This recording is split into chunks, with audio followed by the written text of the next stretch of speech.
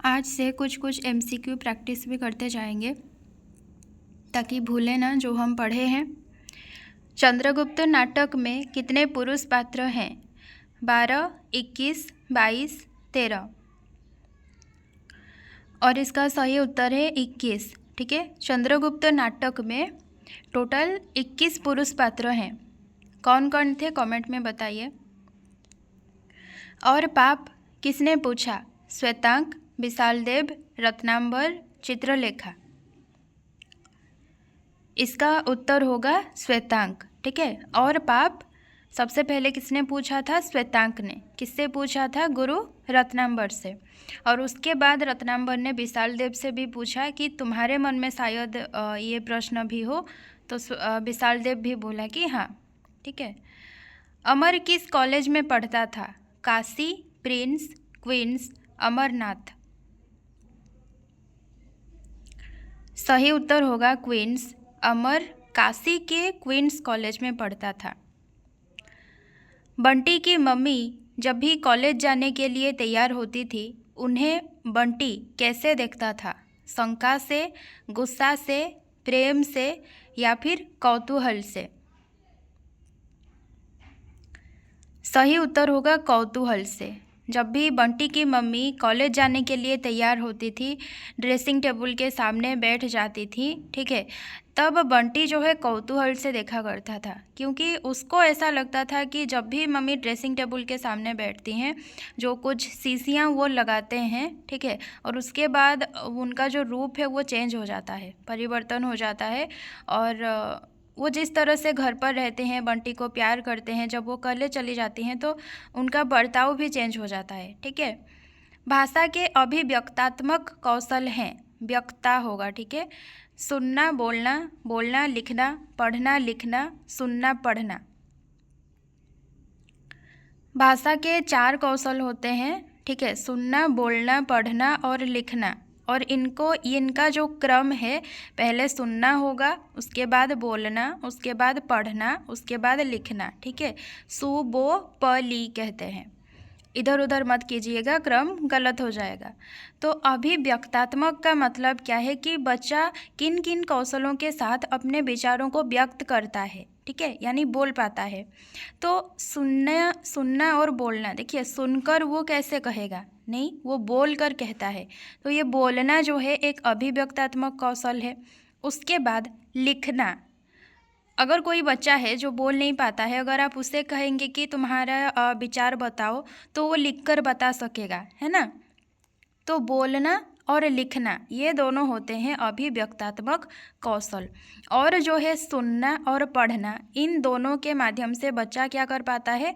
अर्थ को ग्रहण कर पाता है। ठीक है, बोलकर और लिखकर वो अपने विचारों को व्यक्त करता है, सुनकर और पढ़कर बच्चा जो है अर्थ को ग्रहण करता है। सुनंदा की उम्र कितनी थी? 20-22 के लगभग, 19-20 के लगभग, 18-19 के लगभग, 25-30 के लगभग। सुनंदा की उम्र थी 20-22 के लगभग। कभी कभी हम लोगों की भी खबर लेते रहिएगा, गजाधर बाबू से किसने कहा? उनकी पत्नी ने, रामजी मल ने, अमर ने, गणेशी ने। सही उत्तर होगा गणेशी ने, क्योंकि गणेशी बहुत दुखी था जब गजाधर बाबू चले जा रहे थे अपने घर को वापस। ठीक है, चीफ की दावत की तैयारी कितने बजते बजते मुकम्मल होने लगी? 5, 6, 7, 8। सही उत्तर होगा ए ऑप्शन, 5 बजते बजते चीफ की दावत की तैयारी, जो कि मिस्टर सामनाथ के यहाँ हो रहा था। मिस्टर सामनाथ और उनकी पत्नी तैयारी कर रहे थे, तो वो तैयारी 5 बजते बजते मुकम्मल होने लगी थी। घने जंगल को देखते ही जी में क्या होती थी? उमंग, घबराहट, दहशत, गूंज। सही उत्तर होगा दहशत होती थी। ठीक है, घने जंगल को देखते ही जी में दहशत होती थी। रामू की बहू की उम्र कितनी थी? 12, 13, 14, 15। सही उत्तर होगा 14। 14 साल की बालिका थी रामू की बहू। कौन सा दफ्तर खूब रंगा चुंगा था? कागज, चुंगी, सरकारी, सुखदेव का दफ्तर। सही उत्तर होगा चुंगी। चुंगी दफ्तर खूब रंगा चुंगा था।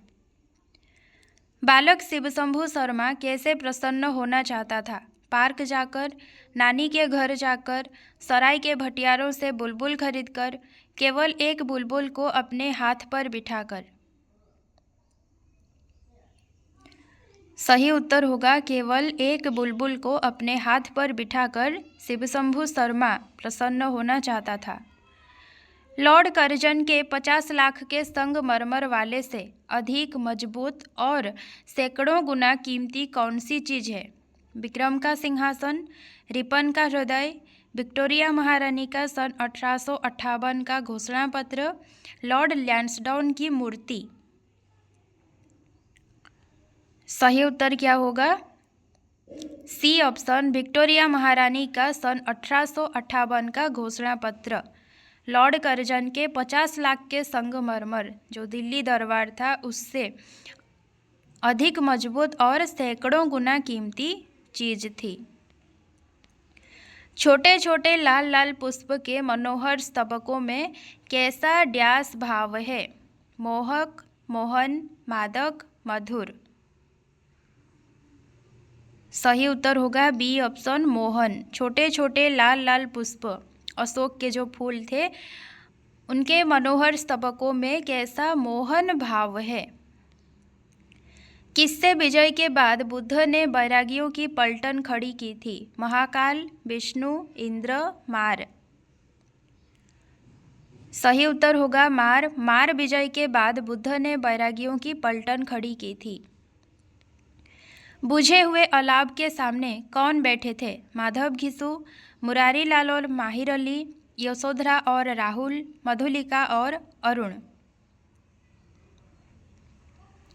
सही उत्तर होगा ए ऑप्शन, माधव और घिसू बुझे हुए अलाव के सामने बैठे थे। क्या भून रहे थे? आलू।